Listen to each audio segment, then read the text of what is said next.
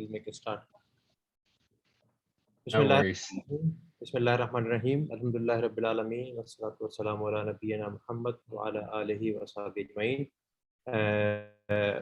Thank you everyone for joining again for the day 4 of Simulation Week on platform of Saudi Society of Simulation. I'm Sayyid Jamil and I am your moderator today. I was working with Dr. Ramani behind the scene for putting this Simulation Week together for you guys. And it is my great pleasure to welcome Niall Mullen from Sunderland, UK, and after that Dr. Nehal, who our local speaker and also teach on international level as well. Let me introduce Niall. I know Niall for maybe now 10 years, and I'm really grateful that he joined us today. And I have to say, my introduction to simulation is through the Niall. I was a trainee in the same area where Niall is a consultant, and I'm sure Niall can tell you more about the Coach Lane campus, which was the of the Northumberland University, where Niall and Sri and his other colleagues started the simulation. So I studied as a trainee first, quite a few sessions there, and then when I started my consultant job, then he invited me to join as a faculty, and I think he was running the trainer course again at the Coach Lane campus. So my initial training is with Niall and his colleagues there, and then when I started as a consultant, I teach simulation there a couple of years with Niall, and I moved here in Riyadh. So Niall has a vast experience of simulation. He is a pediatric emergency medicine consultant, and he works in Sunderland, which is a small city in northeast of England. He's got a very strong background of simulation, research, teaching. After MBBS, he's done a couple of post-graduation as well in education and simulation. Niall used to be lead, I'm not sure you still lead or not, for the Northeast Pediatric Simulation group, which is very active group in terms of running the simulations in the Northeast of England. I'm not sure I missed anything, because Niall, I cannot see your CV because I can only see your presentation now because I've got this job to run your presentation. So I think over to you, Niall. Thank you very much. Can you hear me okay? Yeah, we can hear you very well. Yeah. No worries. And I'd like to apologize to the attendees first, because I'm going to ask Saeed to move my slides on. So we've had some technical difficulties, so we'll be doing that. So thank you very much for the kind introduction. I think you've covered it all. I am a pediatric emergency medicine consultant here in Sunderland. And I completed my training in London when I was a pediatric registrar there. So they had a external group of simulation trainers come and lead a modular simulation program. After which I became the regional pediatric simulation lead, as Saida said, up here in Sunderland. I no longer do that now because a slight conflict of interest, because I'm the lead for my trust now as well. So I didn't want to do both. I'm the simulation lead for the hospital, the two hospitals as part of our trust here in Sunderland. So that's who I am. Oh, sorry, I'm moving my. That's great, thanks, Said. So I just wanted to show you where Sunderland was. You very nicely described it as being right up in the northeast of England there. So it's not. Can you move slide yourself? I can't. I'm not able. I don't know. I don't think I can. Are you okay to?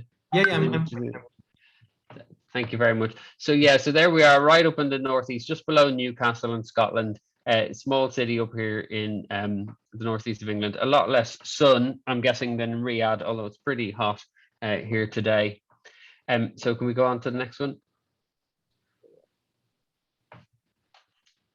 Thank you very much. So in terms of what I was going to talk about today, was about the difficulty brief. So when we have simulation, medical simulation, surgical simulation, whatever, particularly as part of a group, the key learning often occurs in the debrief.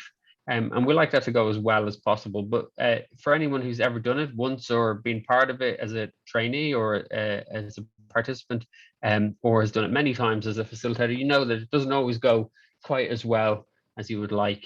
And so we're going to talk about how to identify when that happens, and to discuss some strategies about how to address and manage these difficulties if they arise for you. So, next one.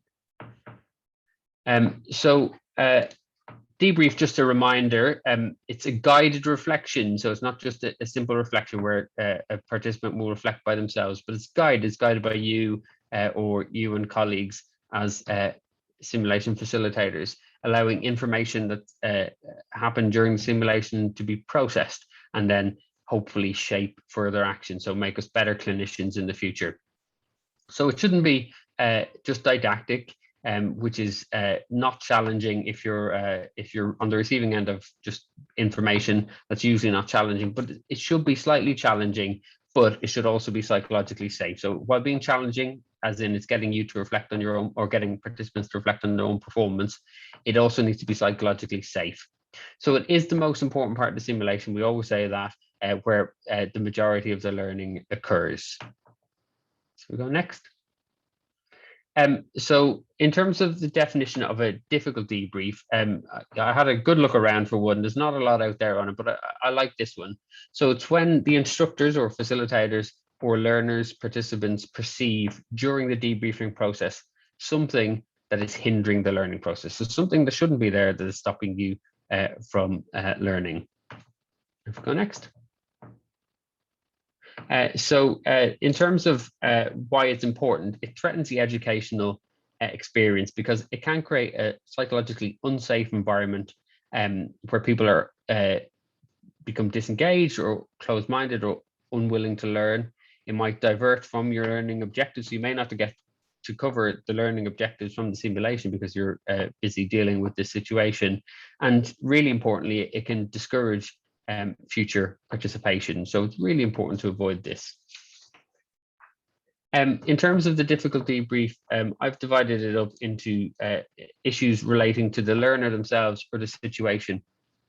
Now we know that the debrief can be dependent largely on the debriefer, so the quality of the debriefer. But for the sake of this talk, we'll assume that you're all excellent debriefers with good training and background. So we'll talk about issues that arise with learners and situations that might cause it to be difficult. Okay, we'll go on to the next slide. So here's the sort of list of learner factors that some of you may well be familiar with. It's not exhaustive. It's not every possible thing that can go wrong with regard to learners, but these are the common ones. So classic ones, I won't read through them all now because we'll go through them in a bit of detail, but classic ones are participants who are shy or unwilling to speak, or the opposite of that, somebody who's kind of dominating discussion or being talkative and overbearing, or somebody who turns up and is just unwilling to learn or engage. So they're classic ones that we see. Go to the next one, please. So it is important to, when you're diagnosing difficult learners, to remember this isn't a pervasive personality trait necessarily. So if you perceive a learner as difficult, it's not definitively that they're like that at all times in all situations. There may be underlying causes for this. And it is possible, even when the learner is perceived as difficult, to be able to reframe the experience to be successful in terms of achieving your learning objectives. Sometimes not all of them, but sometimes at least some of the learning objectives can be achieved. So try to avoid learning them as difficult in and of themselves, but try and making assumptions as to underlying reasons why that might be, but try, because that can make things worse, but try to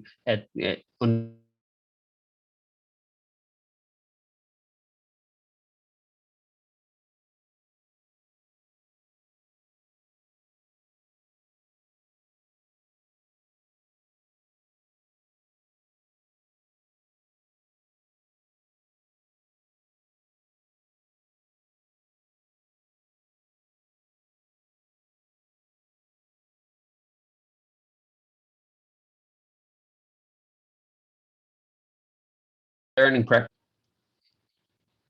It may be that their learning preference is didactic, so they prefer a different style of teaching, and so they're not ready to engage with the sort of learning conversation that occurs in a simulation.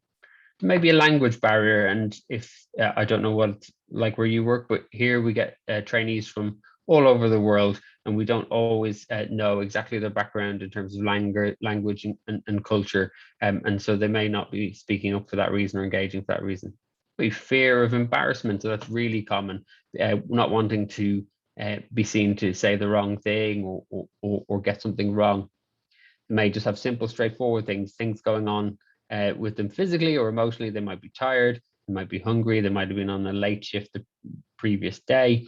And occasionally the content can be too challenging. So it's just a basic lack of understanding because maybe the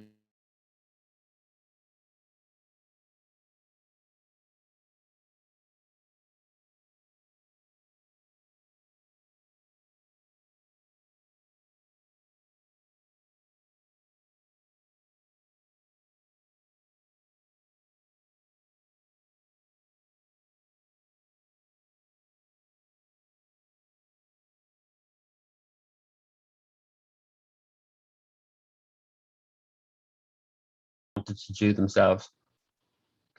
They may have felt that the content wasn't relevant for them. They may have had a previous poor experience with simulation or poor experience with debriefing, so they are disengaged as a sort of self-protective mechanism. As mentioned above, there may be a cultural or language barrier. They might have some other personal issues to go along with. They may not be able to, oh, sorry, the next slide, sorry. We'll go on to the next one. So in terms of, this is a common one, I don't know if you've seen this before, but where participants are unable or not willing to suspend disbelief. So we all know that simulations, while as realistic as they can be, don't fully match to real life. So the classic thing that the person in this situation might say, that might help you recognize, is say that in real life, I would have done something different, or in real life, that wouldn't have happened. And it's very difficult to debrief, i.e. to gain learning, if a person doesn't buy into the experience as matching to what would really happen in a clinical situation.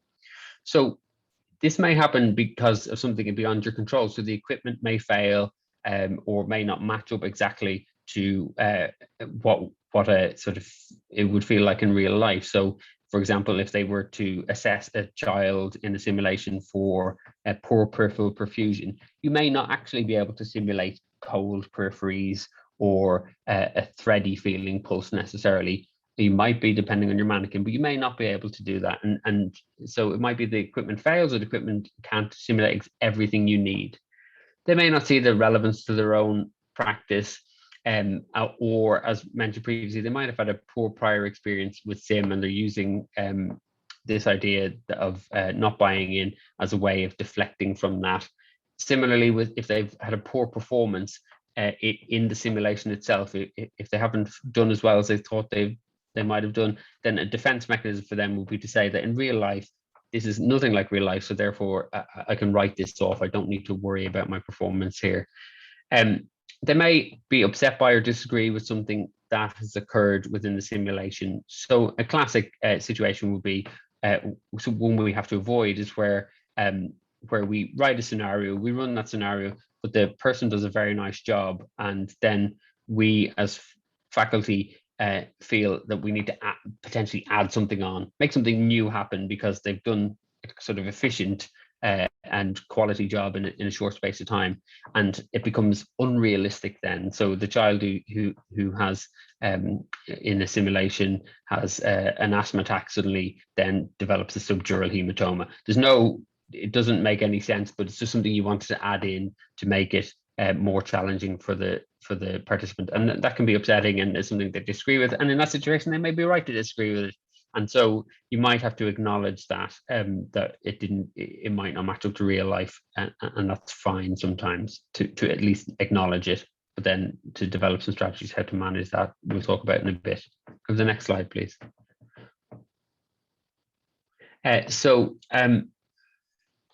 In this one, we have the talkative overbearing, and these are easy to spot. I'm sure you've seen them in all situations, social and medical and professional and teaching. There are people who do like to speak and are keen, sometimes because they're keen to teach in this situation. So there may be somebody who's quite experienced and thinks they have excellent knowledge to share.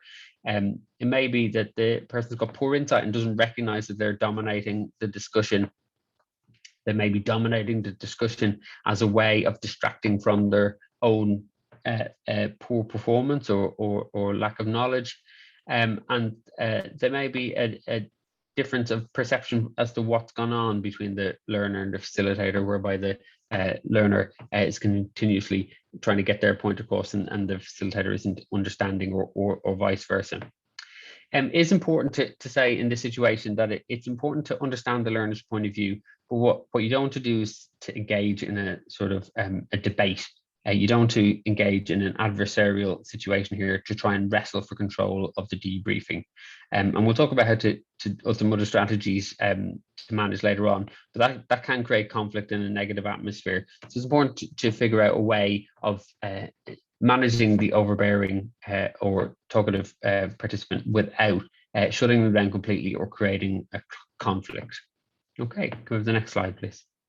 So sometimes I'll keep talking about trainees as the main simulation I do, but sometimes participants can be quite emotional after a simulated event, and some degree of emotional responses is expected. So we have adult learners who are performing in the roles that they would normally do in real life with a difficult, oftentimes difficult scenarios within a simulation. That may trigger them to remember scenarios from their own life, or may just be emotional and difficult in itself, performing in front of their peers. So some degree of emotional investment is expected and actually is beneficial. It helps to cement the learning.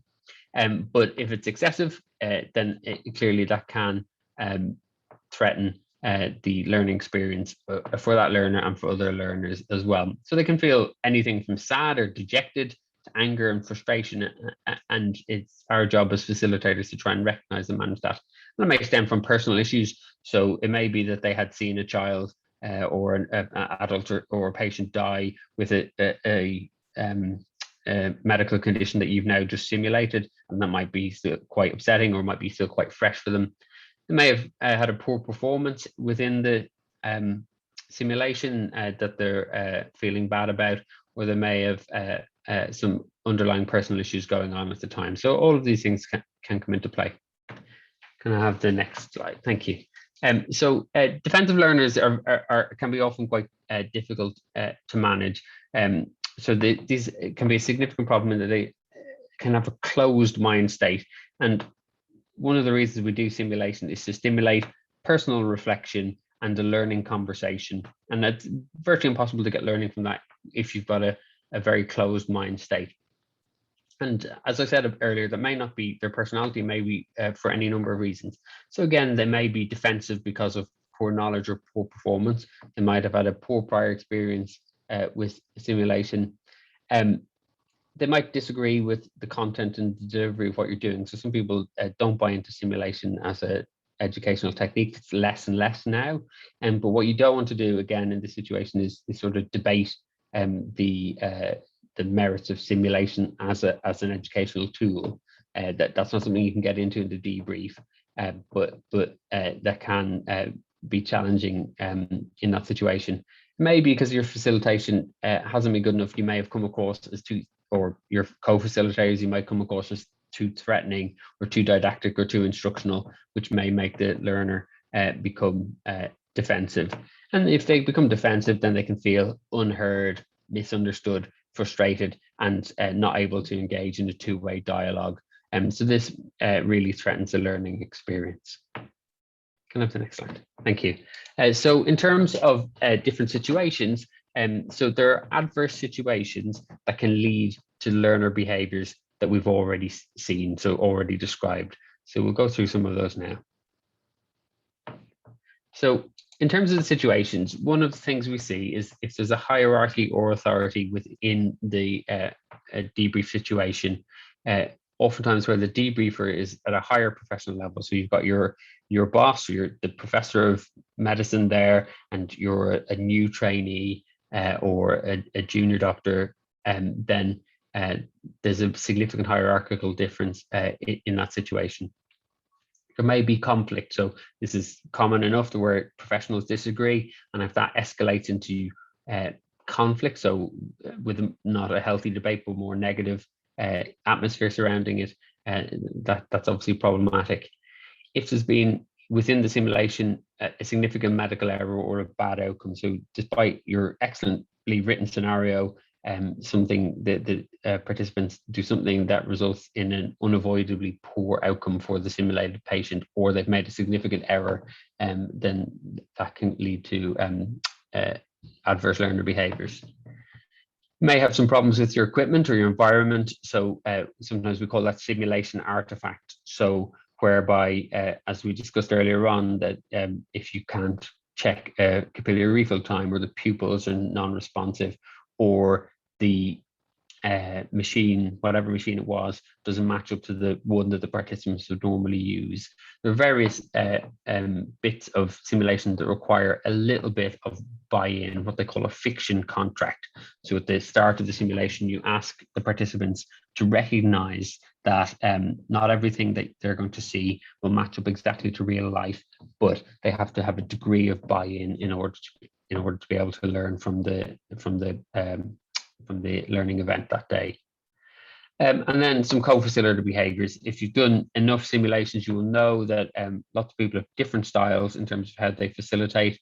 Some people are very conversational, relaxed. Some people are very didactic and want to teach, and some people can be instructional and quite overbearing. And that may threaten the learning if it goes too far. Let's go to the next slide.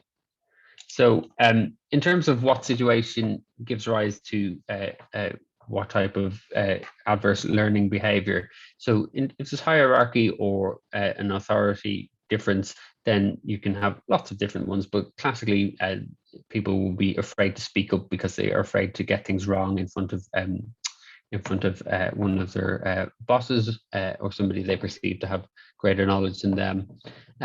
If there's conflict, then that leads to defensiveness, and sometimes withdrawal. Similarly, with medical error, that can lead to defensiveness. If it's equipment failure, that leads to a loss of buy-in. And if there are poor co-facilitator behaviors, it can lead to any number of unhelpful learner behaviors, particularly being defensive and quiet. So the perceived hierarchy particularly may stifle a two-way dialogue. And one of the other things that happens is if you do have somebody who's a perceived expert there, then actually that increases the desire for didactic teaching, for them to just tell you the answer rather than to have a two-way conversation. So move on to the next one. So in terms of strategies to manage, preparation is key. There are several skills that an educator can use to prevent difficult debriefing situations. So that, like being proactive, and there's some that will help to salvage debriefing situations that become more difficult. So reactive strategies. Proactive strategies are obviously better than reactive. It's much better to get yourself ready and to minimize the chance of adverse learning outcomes where possible. So in terms of preparation, it's key to understand the learning point. So the set dialogue closure is, or the set the environment and the equipment. So you want to understand the everything about the what you're going to do, what the scenario is, what equipment is required, what the intended learning objectives are, so that you're completely prepared for that. You need to try and understand the learner's backgrounds. What is their professional background, their level of experience? Have they got different communication styles? Have they got certain vulnerabilities? Are there language or cultural issues? It's really important to assume that your learner is smart or clever and wants to improve and to do the right thing. It's a really important thing to remember, that most people who come to training want to be trained, they want to get better, and they want to learn new things, and they want to do the right thing. You should know your own limits. You should be aware of your own style and your own role. Can you safely debrief on a given situation? Have you got the knowledge or the skills? If there's going to be 14 people involved, have you done that before? Have you just managed small groups previously? And do you need a co-facilitator? Have you worked with your co-facilitator before? What's their style? Is that going to be complementary to yours or different to yours and create possible conflict or confusion? So preparation in terms of knowing the event your learner and yourself and your facilitator is really, really key. Next slide. So one of the key bits we do for the learners on any given simulation event, I'm sure you're aware, is called the pre-brief. This is really key to set ground rules and expectations, and that includes for your faculty colleagues. So you often have varying degrees of experience of faculty who come along to simulated events, and they often need as much grounding as the participants if they're new. But you outlined the sort of the acceptable or unacceptable behaviours, the degree of respect it requires, the idea that there's no blame attached to poor performance, that errors or things that don't go as well as they should are opportunities for learning and not reasons for criticism. And within the limits that you set, but usually learning events are completely confidential, barring gross professional misconduct or significant clinical concerns. So you can reassure to participants that their performance and the outcomes won't be discussed beyond the group on the day. It's really important to acknowledge the limitations of the mannequins. And I spoke of this earlier in terms of developing a fiction contract. That's just one way of putting it, but asking the participants to buy in, even when things don't seem real or exactly like in the real life situation, that they gain as much learning from what they can get learning from and park or ignore those bits that don't work quite so well. So where they have to be told a temperature, or where they have to have a blood gas written on a piece of paper and pen rather than a nice normal printout, that they don't let that distract them from what they can learn about, which would be, say, the interpretation of those clinical signs or the blood gas itself.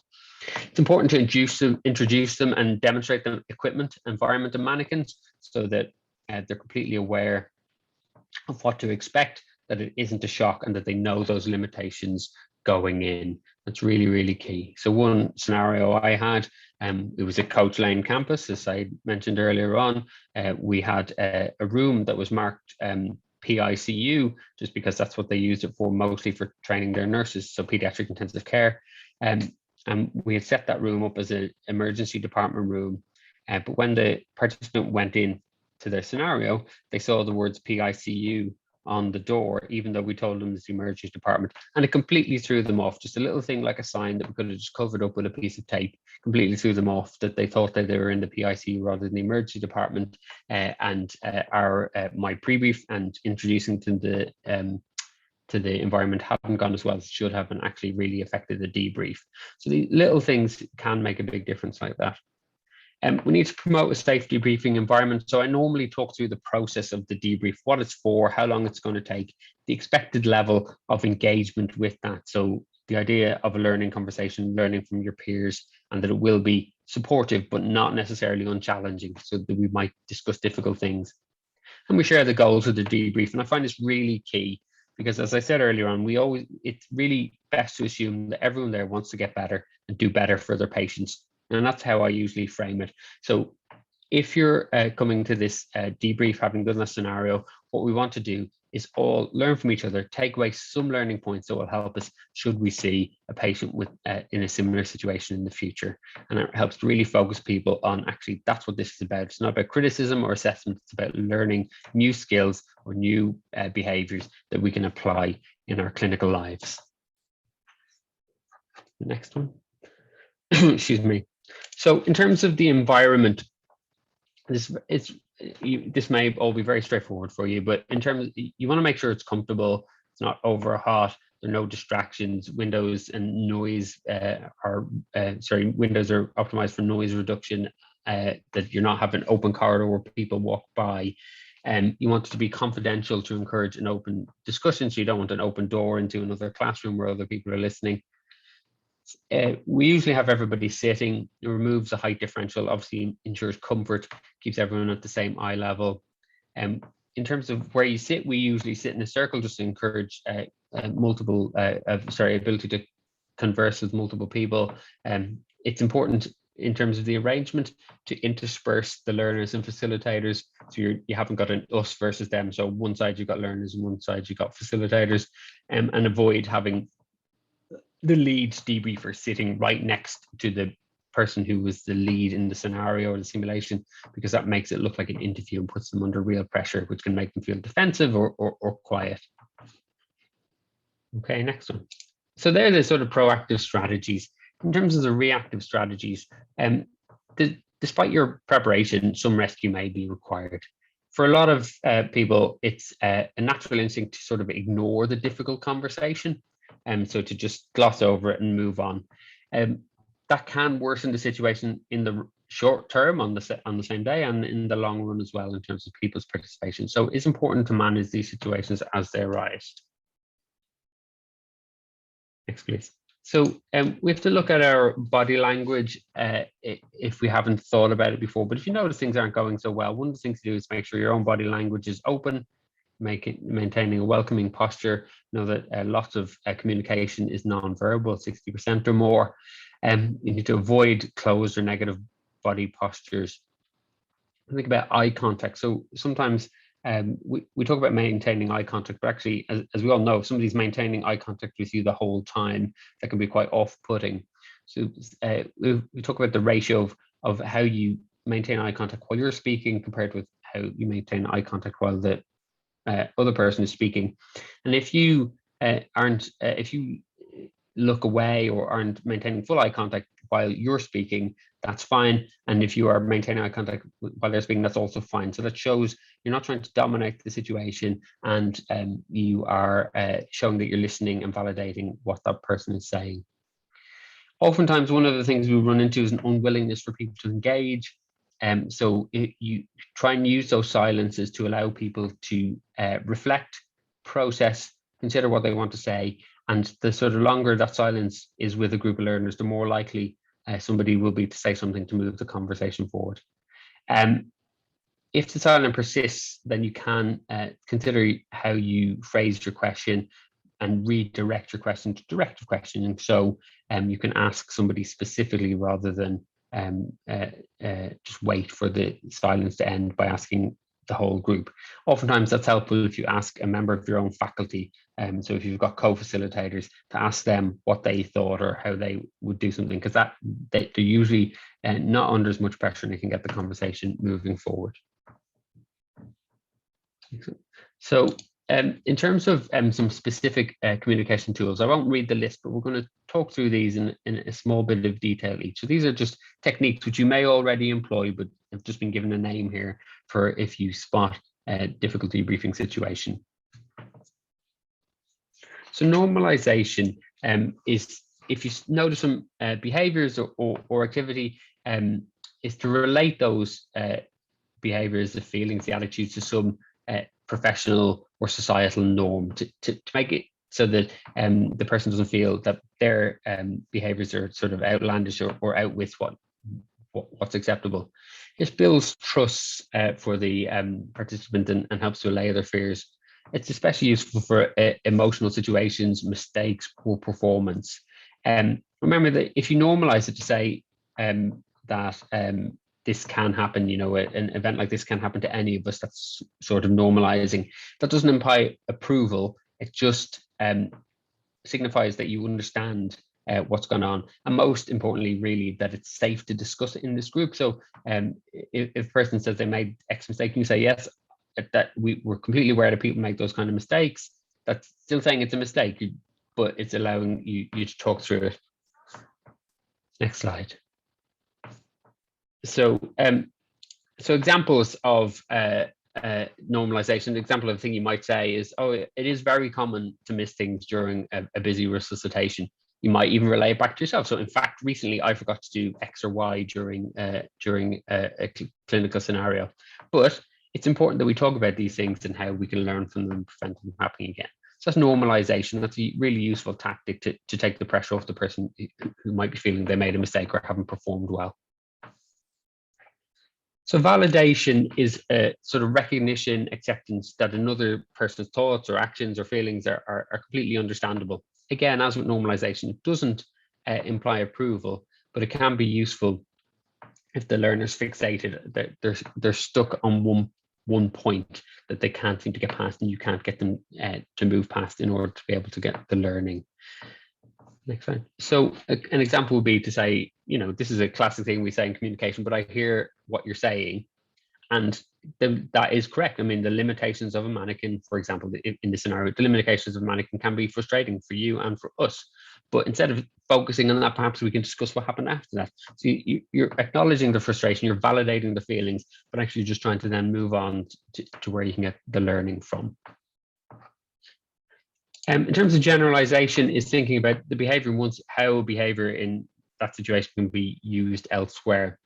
And this is particularly useful if a learner thinks this isn't for me, it's not my job, I can't see the relevance of this for me. So it's especially for participants who are disengaged or uninterested, or even sometimes if they're confrontational, so they challenge the sort of value of simulation itself.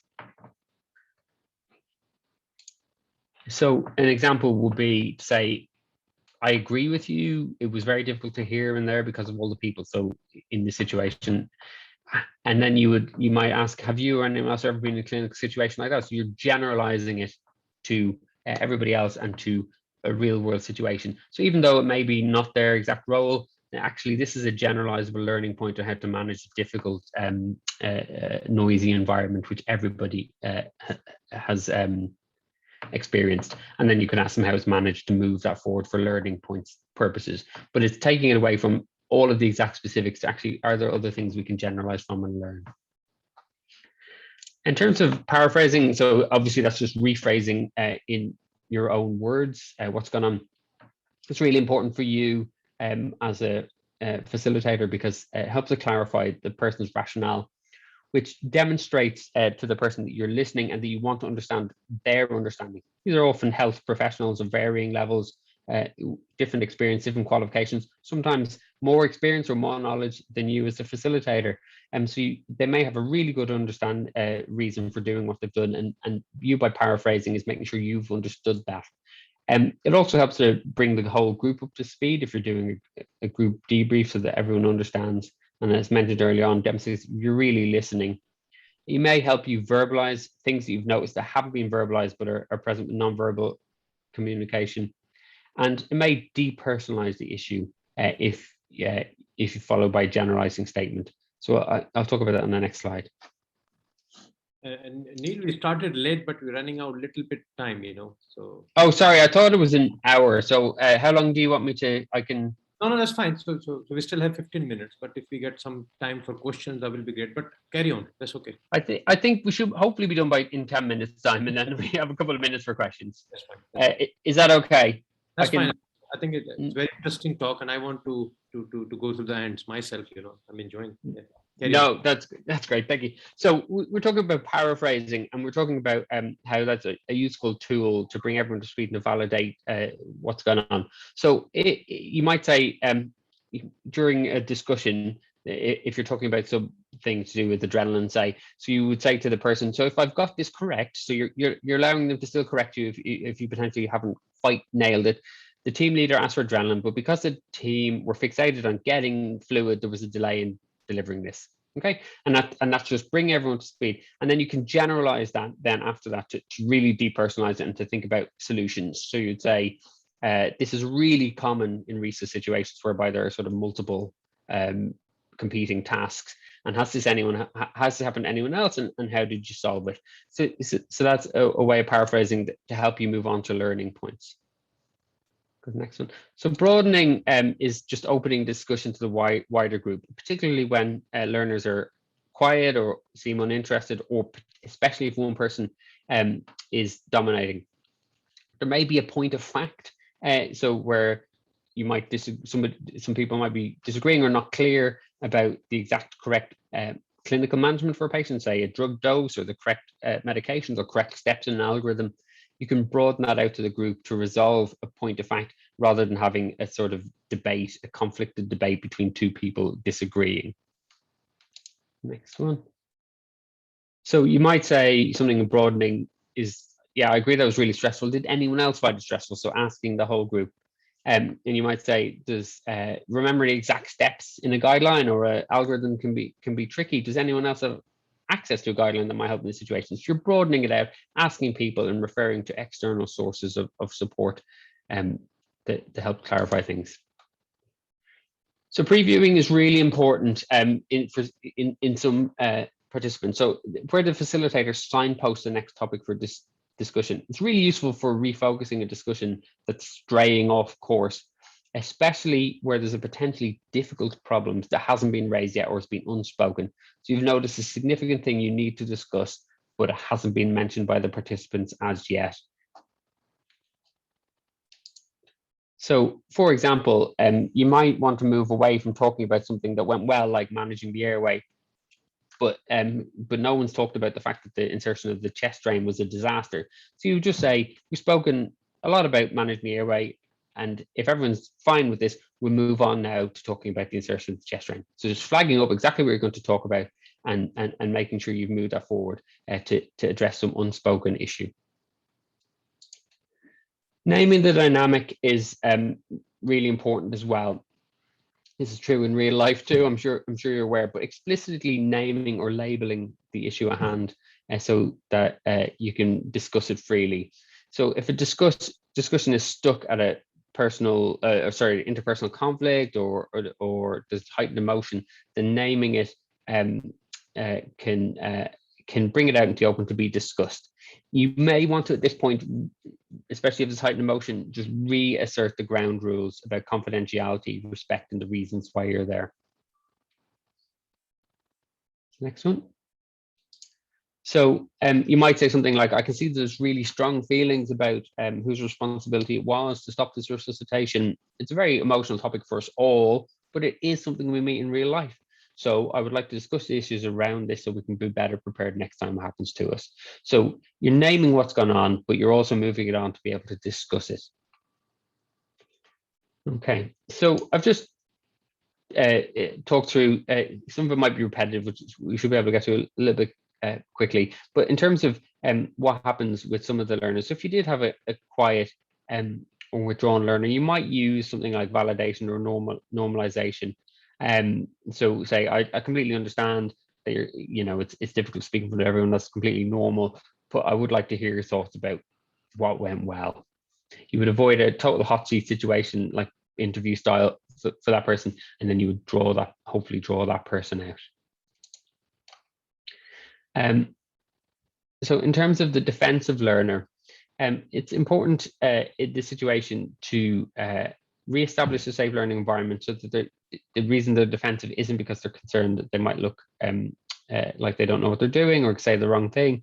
So you reestablish the ground rules, restate the purpose of the debrief, and then name the dynamic. So I can see this is difficult for you, and then validate that. I understand that, and that is completely normal. But remember that we are here to learn, and if there are mistakes being made, these aren't crimes that need to be hidden. These are puzzles that we need to solve to help us to be better clinicians next time. So you're trying to understand them as a clinician, value them as professionals, but also to be able to understand what's happened in that situation. So this is often very difficult because the person may not have understood the job they've done hasn't been optimal. And so they think they've done a great job, but you need to move that on to discuss things that didn't go so well. So again, being very specific, paraphrasing to make sure you've got their understanding right, and then broaden so you can discuss it with the wider group who may have noticed it didn't go so well, or relate it to the actual, so broaden it to the guidelines. So if there's a guideline that you can refer to that will say, actually, maybe it didn't go so well, then that's really helpful to get the learner to understand that they need improvement on a certain point. So this is a common one as well. If they can't suspend their disbelief, and the classic thing they would say, well, we would never make this mistake in real life. It's important to name that dynamic, to say it is difficult to relate this experience, but we already acknowledged those limitations earlier on, and actually we can give real life examples where simulation has actually helped. So why don't we try and take as much from this as we can and set aside the things where we can't do that. So that's really important to debrief on what you can debrief, and to ignore the bits that where you can't debrief on the simulation artifact, as we spoke about earlier on. In terms of the emotional learner, that can be quite tricky. It's important to name the dynamic, i.e. I can see you under or upset, and validate that by saying it's understandable. You might need to let the learner excuse themselves and come back when they're ready to discuss. They may not be quite ready to reflect. And if needs be, you might want to speak to the learner in private afterwards for a debrief. For the disengaged learner, the one who's only there because they have to be, again, you need to name the dynamic of that. Say, I can understand that, but let's try generalize. Let's try and learn about things that you can get to take to your own practice, even though some of the stuff isn't specifically for you. There's lots and lots you can take that is generalizable. There's the overbearing learner. This is often quite tricky as well, because you want to be able to move it on without creating conflict or making them feel bad. So you want to acknowledge the contribution and then broaden to the wider group, and you may need to use directive questions to other learners. I would like to hear from everybody else. So I understand we're running short of time. The situation, we'll run to conclusions because situations are a little bit repetitive from what I've said before. So just similar things. Is that okay? So skip forward a couple of slides. There we go. So difficult debriefs can occur at whatever experience level as a facilitator. The key bit is to be as prepared as you can, and rescue is much harder than prevention. To know your setup, know your scenarios, your learners and your faculty. You need to prepare your learners with pre-brief and ground rules and introduction to what's going to happen, and have some solutions that we've discussed for common situations. And as a excuse me, as a facilitator, reflect on your own performance, seek feedback. There are various tools for that. We use the OSAD tool here, and practice. That's it. I just got in under the time limit, I hope, so thank you. I think what we decided to announce that those who joined late, that because of the technical reason we were 10-minute delay, so we're gonna give you 10 minutes extra. So I think the next session we're gonna start 7:10, and we're gonna run today's session till 8:10. So I think because there's a lot of questions, we can't ignore these questions. A lot of people ask very interesting questions. So we'll give you 10 minutes for question answer, Niall. So I'm going to read the questions for you. As I said, there's a lot of questions. We might take 3 and cover up. So the one question came from Muhammad, and he's asking, what do you think about the impact of dealing with complex learner for novice or beginner debriefer? And do you think we could deliberate practice for debriefing? So he's asking about the complex learner, but the debriefer is novice and beginner. So how do we deal with this situation? Okay, so in terms of where the debriefer is novice, but the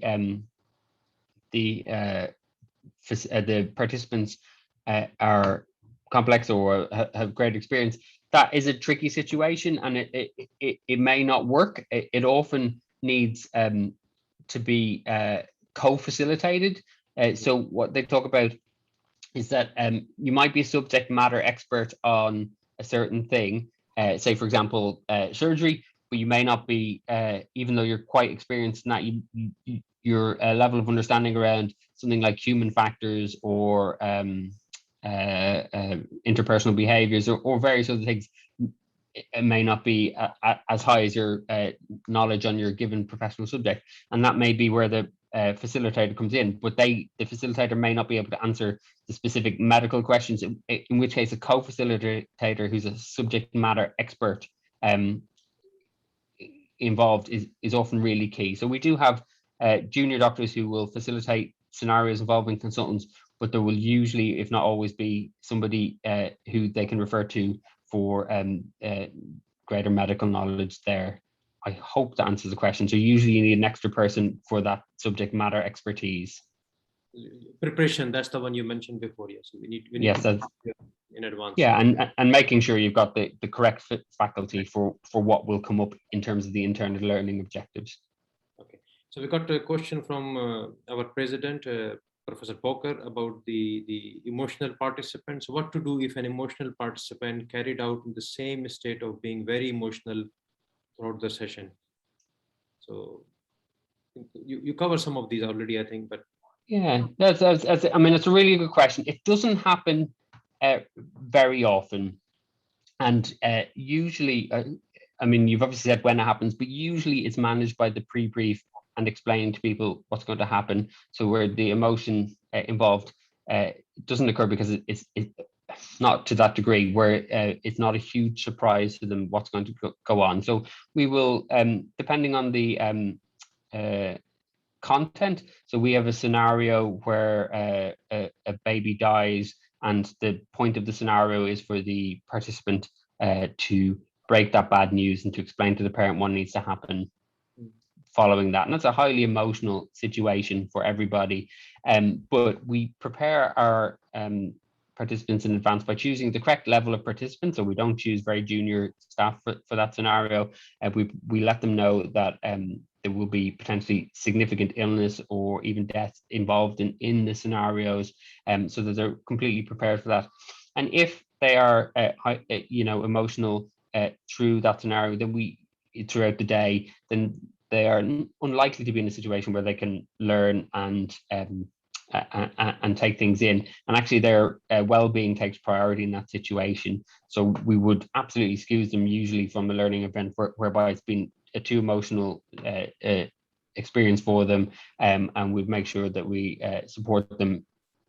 I mean, it's never happened where we need to support them beyond that day, but we would support them through that day, and if necessary, rearrange, if it was a mandatory training, whatever, rearrange that training. Good. So that's an interesting question from Taqwa Umar, that how is debriefing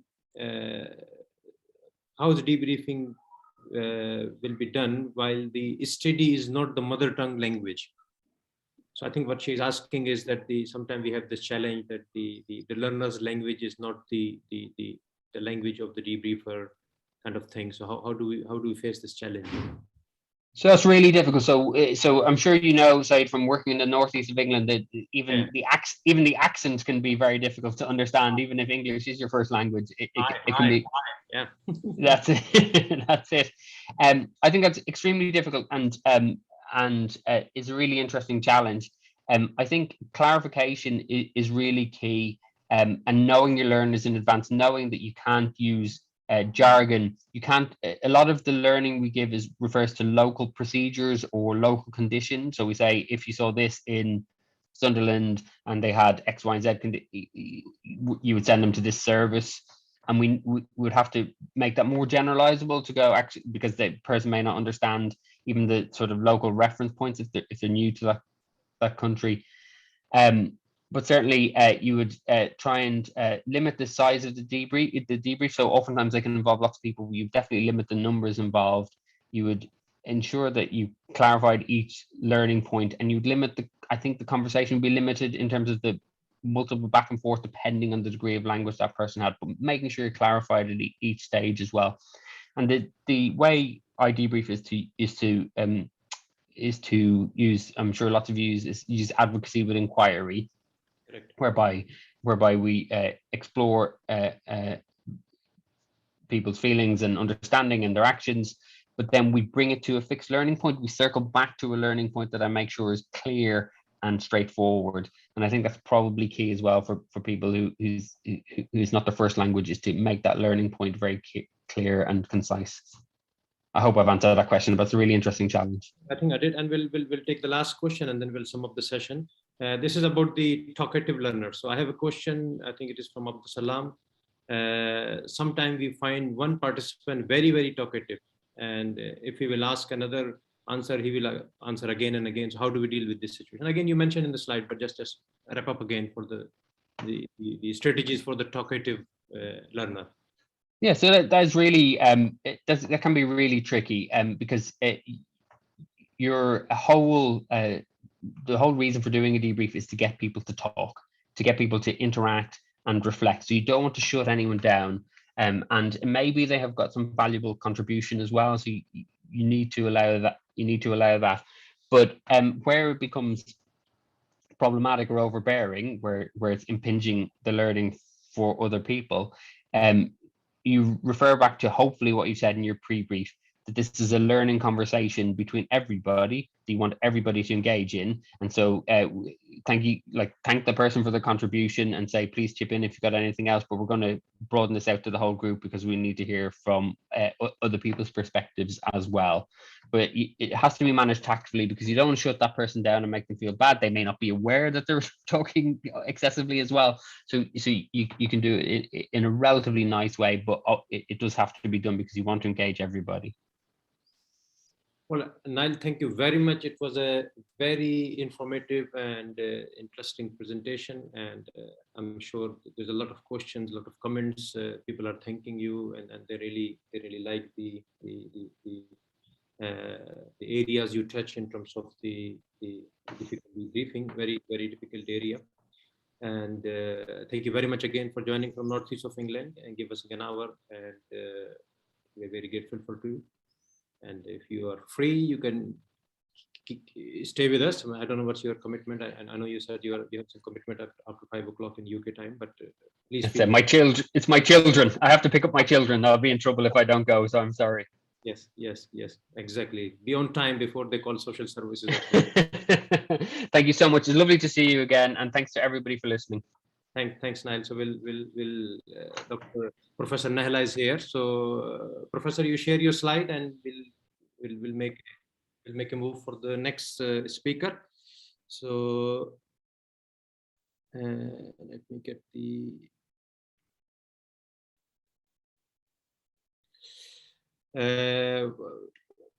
Mashallah, we got a very good number of audience here. It is my great pleasure to introduce our next speaker, Professor Nehal Khamis. Professor Nehal is an adjunct professor at Johns Hopkins and Hofstra University in US, where she teaches curriculum development for Masters of Medical Education Fellows. She is the medical education consultant of the Secretary General of Saudi Council in the field of simulation.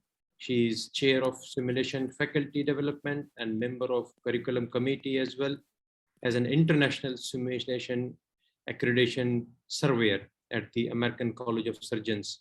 And she is the developer of a stepwise model for design of simulation course that is used internationally in many countries.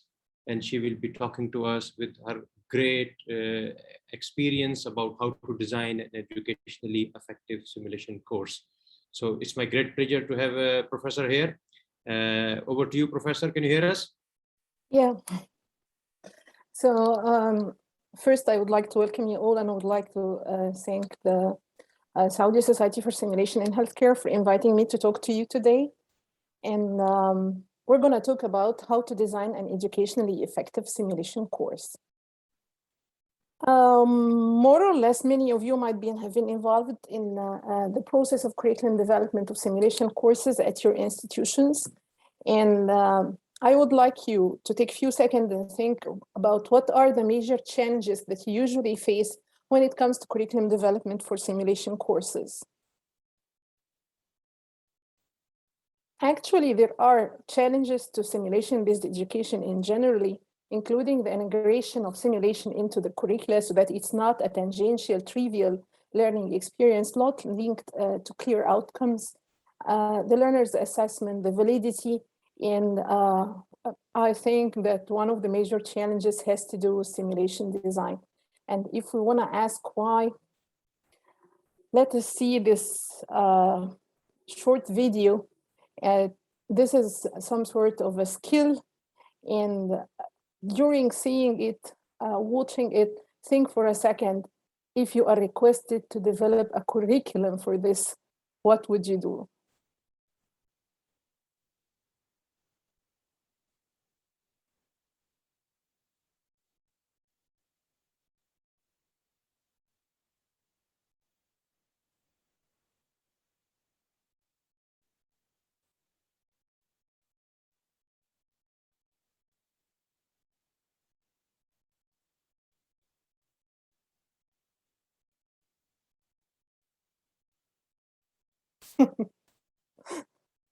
So many times we face this situation. If you asked a surgeon for something that he usually performs each day, like that, for instance, just suturing, he would be doing it very routinely. But to do a curriculum, a course, and to start to deconstruct the steps of the skill, this is a real challenge. So today we're going to talk about an outline for curriculum design, the steps, explain what's different about simulation, define outcome measures and metrics, and explain how metrics drive the process of objective assessment, how to set benchmark criteria for learners' performance, and I'm going to share with you interesting work of how to do it mathematically. And finally, I would be happy if we ended up by the ability to apply a curriculum design wise approach for simulation-based courses with emphasis on team training and IPE. So first thing you need at your center, and generally as a simulation society, we need to reach an operational agreed upon definition for a curriculum. So what would be a curriculum for a simulation course? Is it the content of the course? Is it the expected ends? Is it the scenario? Is it the instructional methods? What is a curriculum for simulation? And actually, one of the common faults that we face is usually looking at simulation as a scenario, and the curriculum is for the scenario, and everything is focused on the scenario. So today we want to talk about something different. We want to talk about the full life cycle for curriculum development, including the assessment. So when you have a look on the steps for curriculum development for simulation, and for instance, here I'm bringing the American College of Surgeons Accredited Education Institute standards for accreditation. This is standard 2 requirements for curriculum. If you go through it, you would find that like needs assessment, competencies, goals and objectives, educational training methods, learners assessment and feedback, and program evaluation and course effectiveness. And if you take a minute to reflect upon those steps and what you're actually doing in any didactic course that you're developing or any clinical skills course that you're developing, you would find that the steps are almost the same. So where does it come the difference and the specification for the simulation? What's different about simulation?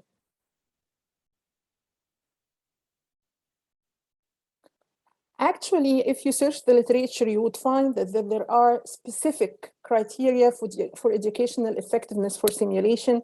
And I'm bringing you here some. You can remember them with the acronym FAIR. So this is for feedback, the type of activity, assessment, individualization, IPE training, integration, and relevance. In order to highlight the importance of these factors, we're going to talk about this quickly before we move. So for feedback, formative assessment is quite important when it comes to simulation courses. And when I say formative assessment, I mean that the minute that the error occurs, you are to prompt your learner and to denote that there is an error here and you correct it together before they proceed. And actually, this is very much tied to the entity of training to proficiency and the entity of deliberate focused practice. So the way the training and simulation should take place is as follows. You are required to set certain benchmarks or benchmarks for proficiency. They are to start training. Whenever there is an error, you are to prompt your learner to stop, and they are to remedy or perform it once more so that they are doing it correctly and know where the error is. And if your curriculum is well stated or well designed, then there will be the construction of the steps of the procedure so that when an error occurs, you can pinpoint where is the error. And as such, the repeated practice would be targeting only the error that has occurred. It's not like before that you have to do or perform the whole procedure from A to Z. Another important aspect when it comes to training to proficiency is the idea is that we're having for each course cognitive component, technical component, and non-technical component. And to reach proficiency, you should proceeding within this sequence, and you are not to proceed from one phase to the other except after reaching proficiency, and we're going to elaborate on this. IPE team training is quite important when it comes to simulation. And actually, this is one of the challenges when it comes to course design, especially for items related to the implementation and how to get people all together, like in one session with all the other commitments and so on. Curriculum for simulation should be integrated within the big picture, the big curriculum of the school. And always remember, it's not about the simulator, it's about the curriculum. So one of the things that we see that this center has purchased a new simulator, and then they want to get the educators to design a course for this simulator. Actually, it shouldn't go this way. You have a curriculum need, you develop a course, and you select the simulator. The relevance, of course, is quite important, and one of the best practices that we are focusing on is teaching and learning the common and critical errors. When you see how we're setting benchmarks, our criteria for pass and failure, currently you would say that maybe a student in a clinical skills and simulation center session, and during the assessment, he performs an error in one of the items, so he passes like maybe with 70%, 80%, and so on, while this error might be a critical one that threatens patient safety. So identification of the common errors, the critical errors, and training towards them are quite important. When it comes to assessment, also metrics is very important, which defines how they are going to be progressing towards proficiency, and we're going to talk about this in a minute. So how we can do the type of integration between the criteria of educational effectiveness of simulation and the steps for curriculum development. Actually, we have done this exercise. We reviewed the literature. We've got the current 6 steps approach for curriculum development. We've got the criteria for simulation educational effectiveness that I have shown you, and we've integrated both into a stepwise model. We've got international consensus from 25 experts, and we've got a final 7-step model. And this is published in Surgical Endoscopy. This is the article title. And this is the model that I'm going to be using today when I'm talking about curriculum development for simulation. If it's not very clear, it's a stepwise model for simulation-based curriculum development for clinical skills and modification of the 6-step approach. And actually, we were honored because the co-authors include Professor Richard Satava. He's the father of simulation in healthcare. He's the one who introduced the concept. And we've got Professor David Kern, who is the developer of the 6 steps approach. So actually, it was an excellent match. So if we've gone to the steps of curriculum development and we've started with general needs assessment and problem identification, I would say that this step won't differ a lot when it comes to simulation. I would speak about the specifications. So for you, most of you know that at this step of general needs assessment, we do some sort of current situation analysis. We see how it's going with a certain problem. Like for instance, if we said insertion and management of a chest tube. So the current situation might be that there is not standardized process for training residents about insertion of the chest tubes, and that there are, for instance, incidents that has been reported in the hospital out of this deficiency. So this might be, and for the current approach, for instance, it might be that the different departments in the hospitals are doing their training on their own, and maybe with varied, approaches to this. What might be the solution for such problem?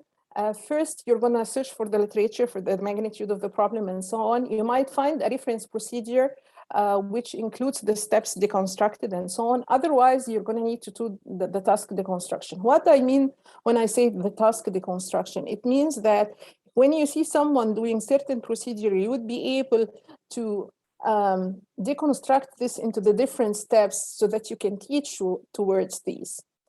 Also, actually, the general needs assessment is a very important step that is in many instances neglected, which affects the focus of your course and how much it's inherent into the needs of the users of the curriculum. IPE is one example. If you're going to do a good needs assessment search and so on, it's not only about knowing the competencies and knowing, the values when it comes to IPE. You would need to search for a way to integrate it into your curriculum and to allocate where does simulation comes within this area, and usually it might come within the emergent and before going to the workplace. For IPE, I would always suggest that the first and important step would be role clarification. So each of the health profession practitioners would need to know what's the role of the others and how they are performing it. Shadowing might occur at this stage and so on. And we progress with the team function, collaborative leadership, and conflict resolution until we reach the APE. Simulation can play a very important role when it comes to IPE, and I'm going to give you tips in this regard as we progress. So for the second step for curriculum development, the target needs assessment, and I think you are all aware of this. It's about previous training and experience, existing proficiencies, current performances, if there are deficiencies, and what are the preferences of the learners. But actually, a good important question that comes here is, who is an expert? So when I say that, I want them to reach the level of an expert, or they are beginners, or whatever. Because currently, we are trying to focus our curricula and to design them according to the level of the trainee. So a curriculum for someone who's novice might be totally different from someone who's competent and so on. So how do we determine the level of competency or level of expertise to be more accurate? We usually use the Dreyfus and Dreyfus model. And our aim in simulation actually is to move our learners from being novice to the level of competency. And if we are designing our curricula well, we might reach proficiency even at this level, although usually it comes within the workplace. So determination of the level of expertise of your learner would actually depend on their level of knowledge, standard of work, the level of autonomy, the coping with complexity, and the perception of the context. And in order not to get very much lost without this jargon, actually, when you look at the milestones for any competency-based framework like the CAN-MEDS or the ACGME, you would find milestones for each of the clinical competencies, and it would show you where does your learner belong. For the step 3 goals and objectives, for instance, here, if this is a procedure like closure of surgical incision, I'm going to give examples to show you. So the course provides the resident with the knowledge, skills, and attitudes required for closure of a surgical incision with avoidance of error and prevention of complications. And please start to have avoidance of errors and getting to know the common errors amongst the objectives of your courses. So to the next step, there are important definitions when it comes to simulation that you would need to know. One of them is the outcome measures. The other and very important one is the matrix. And I would here take you to the discussion that we've gone through during the development of this model.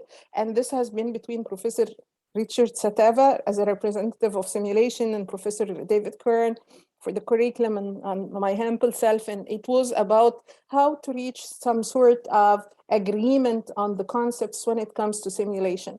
So the thing that we have reached is that for the outcome measures, you can put it in your mind like these are the specific, they are to be stated like the specific learning objectives. And for the matrix, you know, when we say that we need to design certain or to state certain educational objective, one of the criteria that we use is that they have some sort of an elaboration or mentioning of how well, and this is the how well. I'm gonna get you through these examples, and then I'm gonna show you a video that would be, I think, very helpful in getting you to understand and more get into the topic of the metrics. So by the end of the program, or the course learners will be able to always remember that you should be having 3 components for your courses. This is the knowledge, and then you're going to have the psychomotor or technical skills, and then you're going to have the non-technical skills.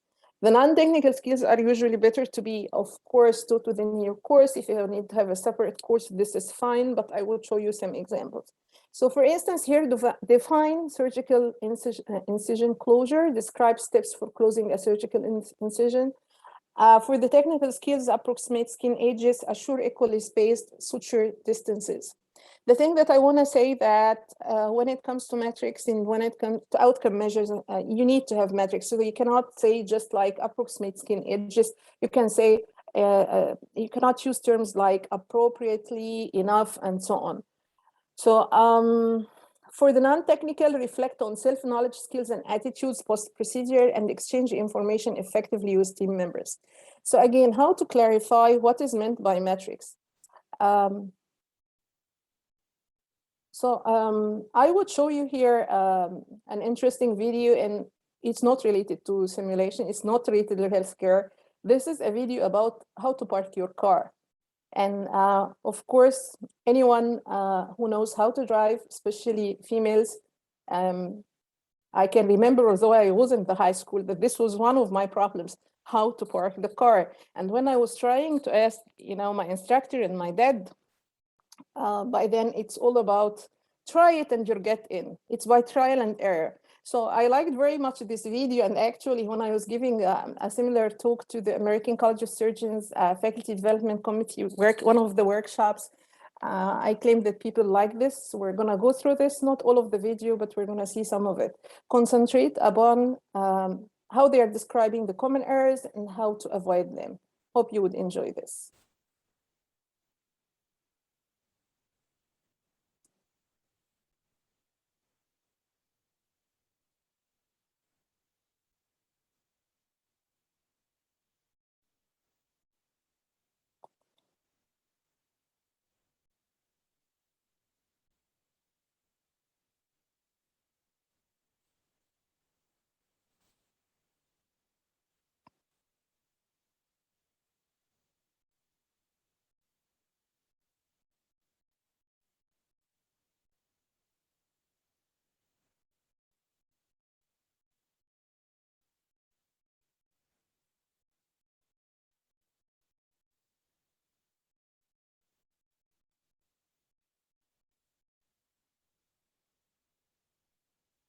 This is a metric.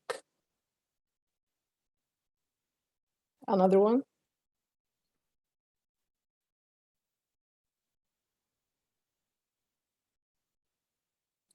Another metric.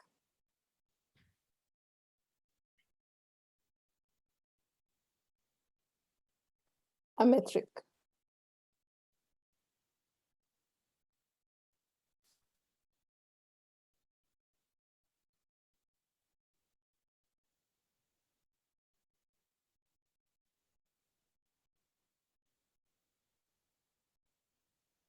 So as you have seen, this includes examples of common errors and includes examples of matrices. When it comes to something, I know it's out of the context, but I felt that it transmits the message well. So let's go and see some examples. So when you say approximate skin ages, this was the condition before. And as such, you would find that you were using assessment rating forms and not checklists. It's not about yes or no. It's about he has done it competently, incompetently, he hasn't done it competently, or somehow competently, and the like. So we're trying now to be much more objective and to have matrices and to have our checklists as yes or no binary. So to say that he has approximated or that they approximated the skin ages correctly, there should be no overlap, no gap greater than 1 millimeter. To assure equally spaced suture distances, sutures are to be spaced, for instance, 1 centimeter apart and ½ centimeter from the skin age. Exchange information effectively with team members. You would see here that when it comes to technical skills, in many instances, we are able to use quantitative metrics in numbers. When it comes to the non-technical skills, you're going to use qualitative, matrices or metrics, and you would be asked to try to be unambiguous as much as possible. So when you say exchange information effectively with team members, you need to put certain criteria. So it might be like brief, clear, specific, timely. And here, the jargon that's used or the communication language suggested by something like the SIEM steps might be appropriate. So for instance, if you're doing some sort of a patient handover, you might be using the SPAR, where S for the situation, B for the background, A for the assessment, and R for the commendation, and so on. For performing self-assessment, you need to put items for these to define what is a good or what is an acceptable self-assessment. So this might include reflection, points of strength and weakness, planning for continuous improvement, and so on. So you might ask me by now, where should we put these in? Should we be putting that level of details into the curriculum and so on? You would need this when it comes to your assessment form. And I would say, like in many instances now, you're using a detailed form for teaching and learning. And when it comes to the assessment, you might be having those details as an appendix with the assessment form. So regarding the common errors, I would like to show you how international scientific societies are very much putting focus on this. So this is an example of one of the American College of Surgeons and American Program Directors surgical skills curricula, and this is for basic laparoscopy skills. And you would find that common errors are identified specifically, because actually this should be the focus during training as well as during assessment. And the point here is that we're trying to do two things. First, to shorten the learning curve, and the second one is to enhance patient safety all over the world. So when it comes to the educational strategies, as you know from the current model, from the 6-step approach, educational strategies has to do with 2 components. This is content, which are the knowledge topics, and the educational objectives. I would add here, according to the recommendation of Professor Kern, that we're putting faculty development under the educational strategies, and I mean here planning for faculty development. According to the American College of Surgeons, we're having faculty development and we're having training of trainers. Training of trainers is specific for the procedure, while faculty development has to do with elements of topics related to, simulation-based education, like curriculum design, like assessment, small group teaching, debriefing, and so on. These are the items, more or less, that are common to many of the simulation procedures.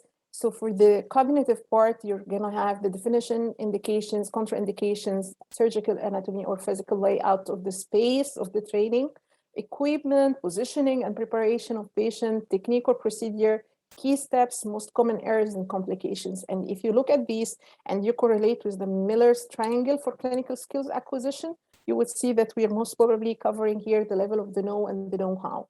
So one important thing that I want to draw your attention to is the importance of having a pre and post test for the knowledge. And if you can have a pre-post, then have a post test for the knowledge. And why I'm saying post test, because actually the literature tells us the evidence from the research that in almost 60% of the incidences, while when one of the trainees commits an error during the psychomotor part, the performance part is usually related to some deficiency within the knowledge, whether the knowledge of the anatomy or the knowledge of the steps. So a post-test is quite important, and the recommendations currently is a post-test with level reaching proficiency, which means like almost 100% for doing this. And I know that you would argue with me regarding the cutoff points and the levels of proficiency of passing the test, because I have been myself discussing this with Professor Richard Satavan, saying in our medical schools usually, and this is not only in our medical schools, whether this is in the States, in Saudi Arabia or whatever, our cutoff points are not set this way. So for instance, you might be having in your clinical skills assimilation center an 80% degree of passing, and at the same time, there might be a common error, there might be, and he said it should be 100, given that the level of proficiency is predetermined according to your level of learner, and I will explain this. And when I argued more, he said that if I came and I tell you, and you're going to have a surgical operation tomorrow morning, and I said to you, well, I'm very well trained, there is a probability that I only commit like 25 to 30% errors in your surgical operation. So would you be happy to continue with me? So this is regarding the content. For the teaching and learning method, I want to say that if you're going to go for training for proficiency, then it's quite important also to have a pre and post test for the performance, for the comparison. In order to develop your training checklist, which is going to be your assessment form as well, you need to have the actual skills training tasks derived from the task deconstruction, the procedure steps and errors and their matrices, the selection of the simulation appropriate to the procedure, and setting the benchmarks for proficiency. In order that I'm not saying a lot of jargon, So for instance, if you're gonna do something, any procedure, so one of the tasks, for instance, would be assuring that the sterilization of the instruments, the preparation of the instruments, washing your hands and so on. All of these are steps. And then you go through, for instance, if you're doing endoscopy, handling of the endoscopy itself, introducing the endoscopy and so on, the visualization, the diagnosis of any pathology, in the sampling of the pathology or the lesions. I mean, all of these represent tasks. And actually, one of the nice advances that people are focusing on now in simulation-based education has to do with evaluation and mentorship using video captured performance. So there is practice, recording, review of performance, and practicing until achievement of benchmark level. Actually, this is very much related to the competency-based education. Training to proficiency is more advanced as in terms of defining certain specific levels of proficiency, as I would show you. But I would say that usually we prefer this to be individualized, to have time for self training until reaching proficiency, because actually the idea of focusing on having a whole, like a clinical skill session for a whole class or for the whole cohort of learners for like 2 hours, and you're expecting everyone to master the procedure on their own, this is not very much realistic. We have different learning curves, we have different paces. So the recommendations now is to have time and have the facility to have your learners go and train and so on. Training, as I've mentioned before, on the critical and the common errors is quite important. When it comes to the fidelity of the simulator, should I be using a high or a low fidelity simulator? And if I'm having a high fidelity simulator at my place, I have the facility, I have the resources, and I can use it. Why don't I use a high fidelity simulator to, for instance, my undergrad students? And I want to alert you here to a very important concept, which is that according to the theories of learning for simulation and according to the evidence from the research that we're having, getting your novice students to high fidelity simulators does not improve their learning and is not effective, because usually it has got, a lot of facilities, and we consider that these like represent a lot of distractors for a novice who's not aware of a certain procedure. So low fidelity simulators are much better when it comes to someone who is novice to the procedure. And then thereafter, they can progress. And there is a nice video, but I think I won't show it for the sake of the time, because we want to have time for questions. But search for this. This is the ACS AI best practices simulation models. And Mayo Clinic are the pioneers in this field. They are designing at-home simulators using very low-cost resources, like, for instance, toilet paper rolls and pieces of plastic and so on. And I have seen the same model actually in Pesach Israel Simulations Center in Harvard Medical School while I was attending a course for assessment of simulation. So this is a trend. And in many medical schools now, they are just handling their trainees a basket which contains very low-cost materials, and they're giving them guides so that they develop their own, simulators and work with them. So it's not about the availability of a high fidelity or low fidelity simulator. It's more has to do with the level of your learner and the suitability to the procedure that you're performing. For the non-technical skills, there are a lot of progresses currently for the non-technical skills. And the most important is that every member of the team is to know the role, to know the different team members' roles and responsibilities, and to have an initial briefing, which should be part of the checklist, in order to have a shared mental model of how things should go, and in order to be able to do some sort of a crossover each other if it's necessary. Actually, team steps in other types, similar curricula for non-technical skills are quite efficient and important. And I want to say something that the numbers from the literature are terrifying when it comes to the causes of the medical errors. I would tell you in 2016, Johns Hopkins University, one of the research teams in Johns Hopkins University, they reached a conclusion that medical errors represent the number 3 cause of death within US. And the report is terrifying, actually. And it has been found that it's not due to the lack of competency of the physicians or the healthcare team. Other piece of research has shown, and this is from the Giant Commission, that almost 70% of the medical errors that occur due to communication breakdown or failure amongst the healthcare team members. So this is quite important. There is also here the issue of cognitive simulation, and cognitive has to do with also decision making. It's not only about the procedure, it's the decision making. This is quite important. And for the sake of time, I would recommend that you search the word Septris. Septris is the game, and there's a role for gamification when it comes to decision making. Septris is a game from Stanford.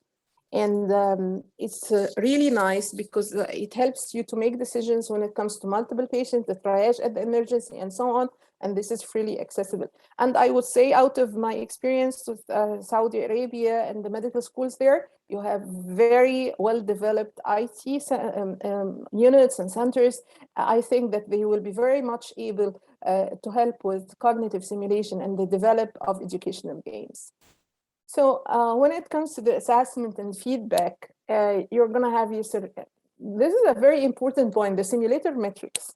Usually when I'm in one of the simulation centers and I ask the simulation metrics, the simulator metrics, people are not using the matrices within the simulation and what it's simulators, and why they are not using it, because in many instances they are not very much, accurate. And why they are not accurate, let me first explain for our audience who might not be very much aware of this. If you're having, for instance, a simulator for GI endoscopy, then via the simulator, you can have a report of the matrices while they are performing. So you can have like the amount of air that has been inflated, you can have like the amount of pressure, the degree of patient discomfort, and you can have the degree of visualization, a lot of matrices that you can just elicit from the simulator. So why aren't we using this? Simply because we need to have more collaboration with industry when it comes to simulation-based education. And this is an initiative that the American College of Surgeons has taken with one conference per year, getting engineers, industry, and simulation educators together. And the idea is that how we can set the matrices of the simulator so that we can use them for reaching objective measures or objective assessment of learners' performance. In the coming slides, I would show you some examples of how to do this and research that we published for the methodology and the relevance. So should we using checklists or rating skills? If your metrics are very well identified, then you can use a checklist with yes or no, and this is the trend. For the validity and reliability, I'm going to touch upon this in a minute. As we have mentioned, for the feedback, it should be formative and it should be summative at the end of the training. And the debriefing and the post-test. Of course, you had a very interesting presentation about debriefing just ahead of me. So we're not going to go through the issue of debriefing. So this is the big part of it. And this is something which I consider might be interesting to many of you, especially if you are very much involved in the area of simulation. And this is, I'm going to show you how we set benchmarks for proficiency. This set of slides that I'm showing are from Professor Richard Sateva with permission. I have worked with him on a number of projects for doing this. So one of the important things and areas of confusion that we usually do not know what's the difference between being proficient and being competent, and these are being used interchangeably actually. So to be competent, this means that you might be intermittently meeting the benchmark, but not on consecutive trials, which means, as you see here, it might be here at the peak of the performance, they might drop again, and they might come up and so on. In the above image, this is different. this is consistently meeting the benchmark in at least 2 consecutive trials. And this is how you define a profession, if this is the score and these are the numbers of the trials. So let's see how we can define the level of proficiency. And I want to say something. I'm not saying that for each and every course you're designing, you should be going through this trigger process.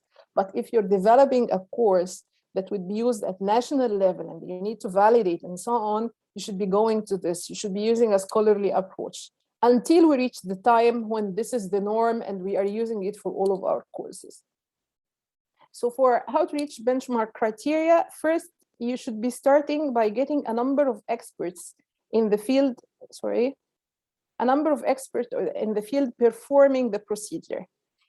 So you're gonna have your learners work until they reach the top of their learning curve, which means 2 consecutive trials with no improvement. 2 consecutive trials with no improvement. If they are experts already in the field, then they're just gonna do it. If this is a new procedure, then you're gonna have to train them first. So the second thing, train experts or experienced learners. After you train them, 2 consecutive trials, calculate the mean. And the mean here, the color, the one in the red. So the mean of what? For instance, if we're mentioning introducing your for instance, your endoscope, and this is the level of pressure you're exerting, which is related to, for instance, the patient comfort, degree of comfort, or the degree of air that you're inflating within the simulator and so on. So after the calculation of the mean, you're gonna calculate the standard deviation above and below this mean, okay? And then thereafter, you're gonna choose benchmark. For instance, 1 standard deviation below the mean. So how do we define how much standard deviations we take? Again, we have trained or we have got our experts perform, and then they reach their learning curve, and they are now doing 2 consecutive procedures without improvement. This is the mean. We're gonna calculate the standard deviation below and above. And according to the curve, to the Dreyfus and Dreyfus model that I have shown before, these are the levels. So if I'm having a novice, someone like an undergrad student who's a novice or who's a beginner or so on, then I would go like 2 standard deviations below the mean, which means is that when I'm stating the metrics or when I'm adjusting the simulator, I would put it this way. And as such, you can take standard deviations above or below the mean according to the level of proficiency. And this is according to the work of Gallagher, by the way. So I know by now that you're asking yourself and saying, is this doable? Isn't a lot of things to be done? Is it very much complicated? And I would assure you that it is doable. We have done it. And I was very much happy with this collaboration with the Saudi Society of GI in a number of very eminent endoscopists in Saudi Arabia, where we developed and validated a metrics-based training to proficiency simulation curriculum for upper gastrointestinal endoscopy using a novel assessment checklist. This is published. And we have done the same. We've got 10 experts. We've taken their matrices. You know, this is the image from the simulator and the items. And then we've got the novices perform. And here is the time where I can speak about the validity. So if you're having, these are evidences of construct validity. So first, this is the discriminative evidence, which means is that, is my curriculum able to differentiate between a novice and an expert? And how would I know? I would get the mean of the novices, and I've got the mean of the experts, and I see if there is a statistically significant difference. So if I've got someone to do the endoscopy and the mean for the experts is not statistically significant different than the mean of the novices, this means that this is an easy curriculum. Even the novices can do it. It's not discriminative. If on the contrary, the difference is very high and so on, I would reconsider the degree of difficulty. For the concurrent, here we have used a present checklist that they have been using for endoscopy, a validated one internationally, and we've compared it to the new developed one. For the predictive validity, actually, this is one of the hard things to do, because this is you are to predict how much your curriculum is transferable to the workplace. Usually they use animal models for this step. So this is the story of reaching a benchmark for your curriculum for the technical skills. For the non-technical skills, actually, we're not using benchmarks this way. There is a project. Just a reminder, Professor, we have 5 more minutes. Okay, we are using the debriefing in most of the instances. There is a project of getting the technical skills to the training to proficiency. There are validated measures, of course, for non-technical skills. I'm just showing you examples and I can send it to you. For the non-technical skills, for the team training, try to have your checklist including the different roles. So one checklist including the roles of each. And for each one, you're going to have the column for the contents. The team training of the non-technical skills, we're currently using the channel of errors. So quite important is the leadership, situation awareness, communication, and decision-making. This chain is quite important and is very much linked to patient safety. So the idea is that for the leadership, at the start, we mentioned that we are to have pre-briefing. And in the pre-briefing, we need to all have a shared mental model of how the procedure would go, how the scenario would go. And one of the interesting ways of assessing this is that you get a scenario and then you give courses of action after the briefing. And you give these courses of action to all of the members of the healthcare team who's going to work with you, I mean, for this simulation scenario, and ask them what's the best course of action. And you compare, is what they have selected concordant with what the leader have selected or not, in order to know if there is a shared mental model.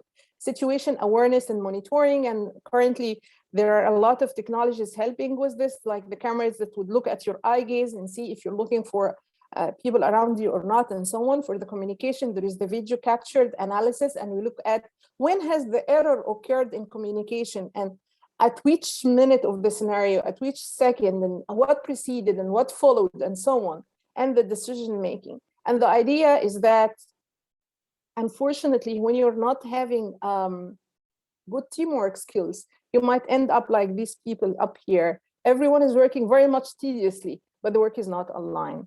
And of course, this all has their threats to patient safety.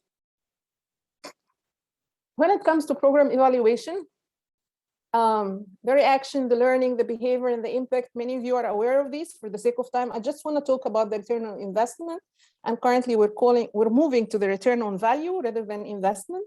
Simulation is very expensive educational resource, not only for the equipment, but for the whole setting and the whole environment and so on. So people are currently moving to studying the return on investment. I'm a part of a task force in the American College of Surgeons, AAIs, for studying how we can have a model for investigating the return on value of simulation. And when I say value, because it's not only money, it might be patient well-being,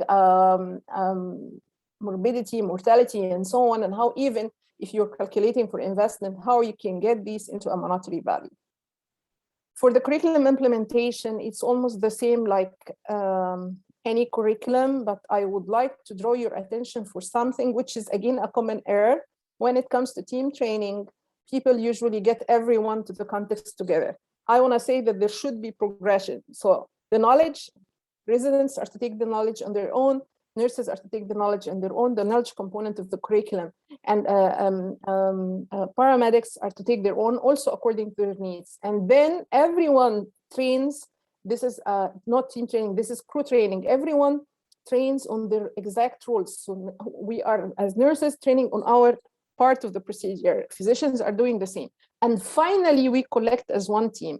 Because in many instances, and we've witnessed this like in code blues at the hospital when we're doing, team training, that the procedure might, the scenario might come to a freeze, and the reason is not related to one of the team skills. It's related to a procedural skill defect, for instance. So we need to have people trained, and then we get them. And this has to do also with implementation, because you don't need to get people together and then you discover that they're having deficiencies in knowledge and skills. So you repeat it and you repeat it and repeat it. There is no time for this. Everyone is busy. Getting people together is not easy. So this is my recommendation. If you need further resources for curriculum development for simulation, this is another article that we have published. stepwise simulation course design model. We have followed up the use of this model in 16 international centers, and it includes a stepwise approach fill-in template. You can have it within this article, and if you need it in a Word form or more details, I can send to you. Send your request to Dr. Said and the team, and we can collaborate over this. Also, there is our book about current trends in simulation-based education, published by the American College of Surgeons, and it includes, summarized articles for each of the important topics in simulation-based education. This is out of our article of the month project of the Faculty Development Committee. So my take-home messages, I know Dr. Said is looking at me. He needs to have some time for the questions. We're going to have these soon. So we're having a paradigm shift in medical education, not only in simulation-based education. We should be moving to proficiency-based training and progression, which means individualization, more time for self-practice, setting clear benchmarks according to your level of training with provision of feedback. Relevant, individualized, as we have mentioned, learning experiences, evidence-based entrustment decisions. This is quite important. Simulation, and we can talk in another occasion about entrustment and entrustable professional activities, but the idea is to have some sort of a trajectory, following up the learners across many points of time until you reach a decision. Simulation, see some, do many, and teach forever. And of course, the approaches for faculty development and for the quality, because this is quite important. So if I am finalizing, this is my last slide, I would say plan, plan, plan when it comes to curriculum development, because if you fail to plan, then you plan to fail. Thank you very much. Thank you very much, Professor, for such a comprehensive and rich presentation covering the curriculum design. And I was very impressed to know about that you work with the Kern. I mean, we all use the Kern 6-step model all the time, and first time to know that, mashallah, you have a lot of publication and a lot of work with these well-known people. We got quite a few questions, so let's take the first question here from Professor Bokar. He's thanking you, as usual, of your outstanding presentation. And he's asking, when in terms of time in years or decades, in your current opinion, do you think in future we will be using simulation-based assessment as in other high-risk industries as a mandatory element? It's an excellent question. For myself, I would recommend this. And let's see where the role of simulation can come, for instance, in something like entrustment. We're moving to the era of entrustment, and entrustment is different than assessment. Entrustment, it means that I'm guaranteeing you my trust, and the society is giving you trust to perform certain clinical skills independently or under manual supervision. In order to do this, we will need to have a very good role for simulation. And the role of simulation here would come like you're going to have the skill, you're going to have the knowledge, you can have it like in online modules or whatever, print your certificate of completion, bring it with you to the Clinical Skills and Simulation Center. In the Clinical Skills and Simulation Center, we want to have everyone to move from the novice level to the competency level in simulation. And as such, when you go to the workplace, you're shortening your learning curve. And I would give you an example up here about the importance of this. For the foundational courses that we have done for the Saudi Society of GI, it's mandatory, by the way, now nationally for anyone taking a fellowship. And I want to say that we didn't do the follow-up for the transfer to the workplace, but we have asked the clinicians. So we told them how many procedures you were usually it was usually required or it takes a resident before he reached independent performance of endoscopy. And they say it was around 20. And then we asked them after the course and when the candidates start moving to the workplace and so on, how many? And they have told us it's 3 to 5. So of course, this is an important thing that we can do for our learners and workplaces. I suggest that it is to be mandatory, but I do not recommend that it is to be the single summative way of assessment, especially for graduate students, because this is the performance at the workplace. It has got a lot of confounders and differences, except if there are no facilities at the workplace for a certain like career procedure or something, then you might be using simulation in place. So I would agree with Professor Puker, but I would say that also this puts on us all responsibilities on how we're developing our curricula and how we're using them. Can simulation be used for high stakes exams? It is being used for some high stakes exams, but usually it would require the rigor process of curriculum design and setting benchmarks. Thank you. So let's take some more questions. Fadi is asking, excellent presentation again. Do you look at difference in metrics for the same surgical procedure between different teaching institutions? Are they usually similar? Also, do you tend to modify the metrics based on learning curves with previous groups? This is an excellent question. This is from Fadi. Yes, yes.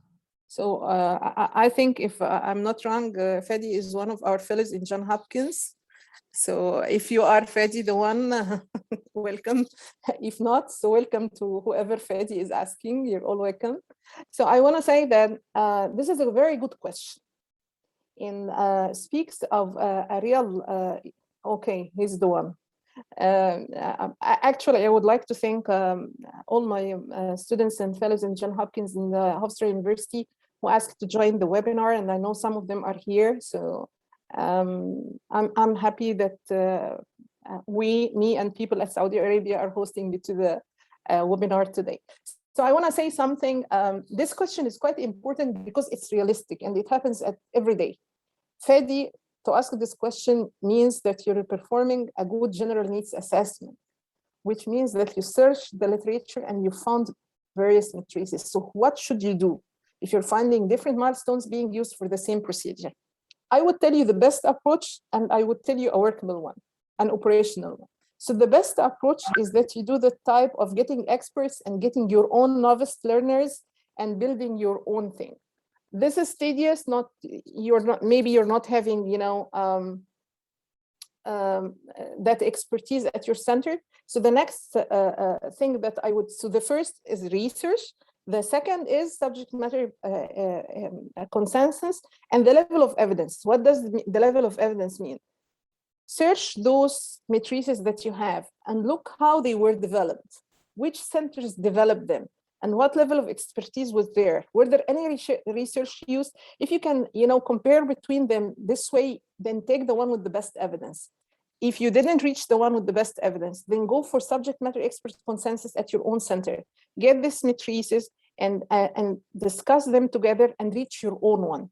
I want to say that subject matter expert consensus carries level of evidence in medical education. It's not the best, but it carries a good level of evidence. So you can just go and do it this way.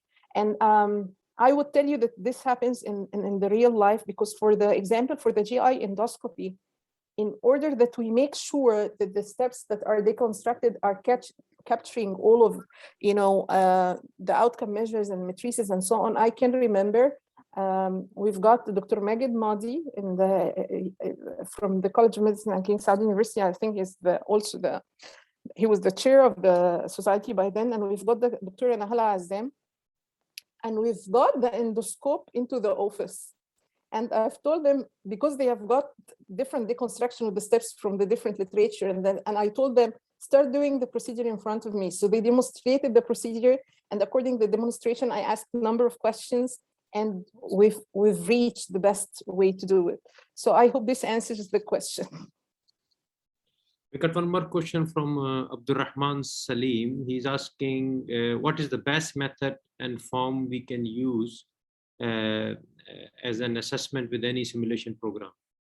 So can you signpost? What's the best form to use for assessment? Assessment, yes. For simulation. Yeah. Do we have you mean the tool? Metrics form, any existing? I would tell you something. Abdurrahman is the one asking. I will tell you something, Abdurrahman. If you're using this for non-technical skills, then I've shown you some examples of validator form that you might be using. But if this is for technical skills, it's the same. Either you're going to develop your own according to task deconstruction, or you're going to use a validated one from an international scientific society or a center where you trust the way they are doing this. If you want to develop your own, and you're asking me about the guidelines that you might be using, I would tell you the following. try to have good matrices and have it as yes or no. So it's a checklist, not a rating form to decrease subjectivity. Have a part of your checklist called critical errors. And for the critical errors, it means if this happened, the test is over, because this is much related to, patient safety. It's not about passing the course. If I kill the patient, if I hurt the patient and so on, so what's the value of my getting 80 or 70 or whatever? And I would tell you all a tip out of my work was entrustment of operative skills of the surgical residents here in US. Usually, if you asked me this question like a couple of years ago, I would tell you to have an assessment form that includes each and every step in much details as much as you can. And if you review the literature, like a few years ago, you would find checklists that might be 3 pages or the like 2 to 3 pages and so on. And currently, we're moving to something different because the evidence from the literature, from the research shows us that the more lengthy the checklist is, the more probability that no one would be following it. So you find the central tendencies and the like and so on. So what's the best way to do it? I would tell you, have the complete deconstruction of the tasks and use it during training, okay? When it comes to assessment, have the headings of the tasks, the main parts of the tasks without a lot of details, and have an appendix included the details just in case if the assessor wants to go through these. So you would tell me what if he's got his way, what if, and how much is reliable and valid would be the assessment, and I would tell you the following. Again, this is the best practice. This is not the most feasible. It might not be applicable in many of the centers. But what we're trying to do is to have larger number of assessors, lesser items in the assessment forms, in the assessment tools, and they are betting that if you're having multiple assessors, then you're going to have multiple perspectives, then you're going to cover it in, of course, the assessment form does not include all of the details, but for the training of the trainers, they are to know it all and they are to agree upon the matrices and so on. But for the form itself, at the point of the assessment, it shouldn't be very much detailed. I can share with you an interesting article in this regard. Well, I think thank you very much for the excellent talk, and we had very interesting discussions, and people still keep putting the questions. Unfortunately, we have to sum up because of the time constraint. I think a couple of people asking actually about your slides, and they are asking particular slide number as well. And unfortunately, we don't have time. But if you kindly share the articles, references, and the slides, then we can circulate, because we do have emails for the participant. Of course, I would be happy. I'll be sending you, Dr. Said, the articles, and I want to tell you, if you are interested in our book about current trends and simulation-based education of the ACS, I would give you an email from the ACS, from the American College of Surgeons, and you can ask for a free copy for educational purposes, and it will be sent to your email. That will be really great. I think that will be really great. Well, I think we need to sum up the session, and as I said, very fruitful session today. We have a very interesting discussion on difficult debrief and curriculum design. And honestly, people don't want to finish. They want to ask more questions and more discussion, but unfortunately, we have to wrap up. And I have to say at this point, to be honest, the issues you raised about the non-technical skills and importance of that, well, I'm going to signpost people. This is our next topic. So our 5th day, which will be on Sunday, we're having a team of eminent speakers from the UK who will be talking role of skill building and team building using the simulation as a tool to deliver the high quality care. So it will be a very practical session on Sunday. So please do join us back again on Sunday. That will be our last day of simulation week. And we had a very successful week so far. And thank you very much for Professor Nehal and Niall, I think, who already left for joining us today. And I think I'm gonna end the session. Thank you very much, and see you guys on Sunday. Thank you very much. Thank you for everyone. Thank you. Just a kind reminder to do the evaluation, please, if you don't mind. Thank you so much. Thanks, Amani. Thank you. Yes. Assalamu alaikum.